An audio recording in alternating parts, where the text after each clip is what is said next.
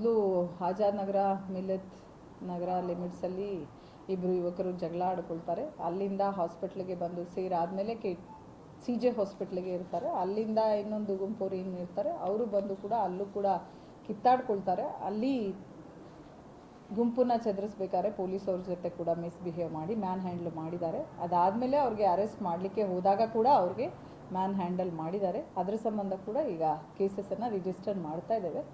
ಅವ್ರಿಗೆ ಅರೆಸ್ಟ್ ಏನು ಮಾಡಬೇಕು ಯಾರ್ಯಾರಂತ ನಾವು ಐಡೆಂಟಿಫೈ ಮಾಡಿ ಅರೆಸ್ಟನ್ನು ಕೂಡ ಮಾಡ್ತೇವೆ.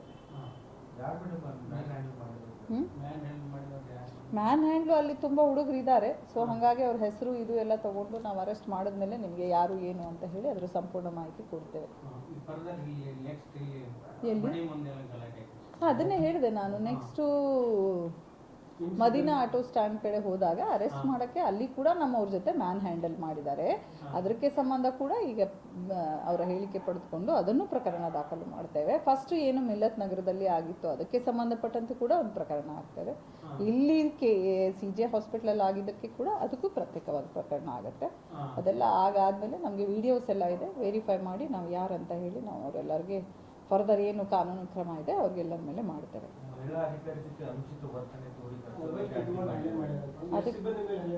ಇಬ್ರು ಪ್ಲಸ್ ಒಬ್ರು ನಮ್ಮ ಇನ್ಸ್ಪೆಕ್ಟರ್ ಮೇಲೆ 3 ಜನ ಮೇಲೆ ಕೂಡ ಮ್ಯಾನ್ ಹ್ಯಾಂಡಲ್ ಮಾಡಿದ್ದಾರೆ. ಅದಕ್ಕೆ ಸಂಬಂಧಪಟ್ಟಂತೆ ಈಗ ಪ್ರಕರಣ ದಾಖಲು ಮಾಡ್ತಾ ಇದ್ದಾರೆ. ನೀವೇ ಅದನ್ನು ಹೇಳಬೇಕು. ನಮಗೆ ಯಾರ್ಯಾರಂತ ವೆರಿಫೈ ಮಾಡಿ ನಾನು ನಿಮಗೆ ಕೊಡ್ತೇನೆ. ಇಲ್ಲ, ಇವಾಗ ನಾವೆಲ್ಲವರನ್ನು ಇನ್ನೂ ಯಾರ್ಯಾರಂತ ಐಡೆಂಟಿಫೈ ಮಾಡಿಕೊಂಡು ಸೆಕ್ಯೂರ್ ಮಾಡಿ ಮಾಡ್ತೇವೆ. ಹೌದು, ಅದಕ್ಕೆ ಅಂತಾನೆ ಹೇಳಿದ್ನಲ್ಲ, ಅದಕ್ಕೆ ಅಲ್ಲಿ ಹೋಗಿದ್ದಾರೆ. ನಾವು ಸೆಕ್ಯೂರ್ ಮಾಡ್ಕೊಂಡು ಬಂದಿದ್ದೀನಿ. ನಾನು ವಿಚಾರಣೆ ಮಾಡಿ ಯಾರು ಏನು ಇದುವರೆಗೆ ಇಬ್ಬರನ್ನ ಕರ್ಕೊಂಡು ಬಂದಿದ್ದೀವಿ. ನಾನು ಸೆಕ್ಯೂರ್ ಮಾಡಿ ನಿಮಗೆ ಹಾಸ್ಪಿಟ್ಲಲ್ಲೂ ಇದ್ದವರು ಕೂಡ ಅಕ್ಯೂಸ್ಡ್ ಇದ್ದಾರೆ ನಿಮ್ಗೆ ಗೊತ್ತಿದ್ದಂಗೆ. ಸೊ ಎಲ್ಲ ನಾವು ವೆರಿಫೈ ಮಾಡಿ ಬೆಳಗ್ಗೆ ನಾನು ಯಾರ್ಯಾರನ್ನ ಅರೆಸ್ಟ್ ಮಾಡಿದ್ದೀನಿ, ಲೀಗಲೈಸ್ ಮಾಡಿದ್ದೀನಿ, ಖಂಡಿತ ನಾನು ನಿಮಗೆ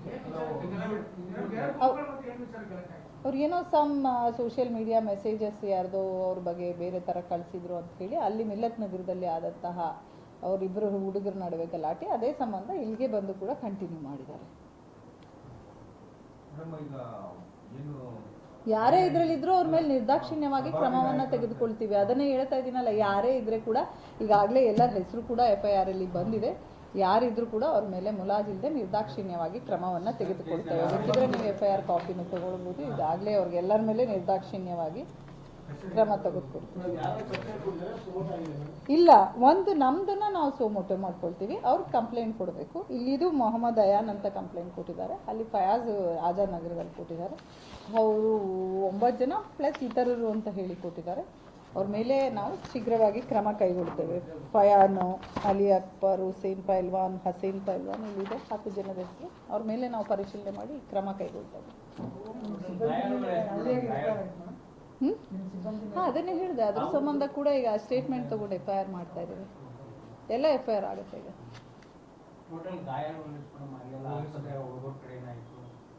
ಅವ್ರದಾ 5 ಜನ ಅಂತ ಹೇಳಿದ್ದಾರೆ. 5 ಜನ.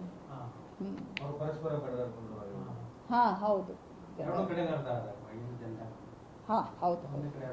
ಹೌದು ಹೌದು.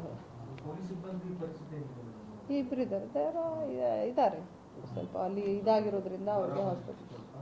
ಇವಾಗ ಅಲ್ಲಿಗೆ ಕೂಡ ನಾನು ಹೋಗ್ತೇನೆ. ಫಸ್ಟ್ ಇಲ್ಲಿ ಏನಾಗಿದೆ ಏನು ತಿಳ್ಕೊಂಡು ಹೋಗಲಿಕ್ಕೆ ಬಂದೆ. ಈಗ ಅಲ್ಲಿ ಕೂಡ ಹೋಗಿ ವಿಸಿಟ್ ಮಾಡ್ತೇನೆ. ಮ್ಯಾಂಡಲ್ ಆಗಿರೋದ್ರಿಂದ ಔಟ್ ಪೇಷಂಟ್ ಆಗಿ ಅಲ್ಲಿ ಟ್ರೀಟ್ಮೆಂಟ್ ಕೂಡ ಕೊಡಿಸ್ತಾ ಇದ್ದೀವಿ.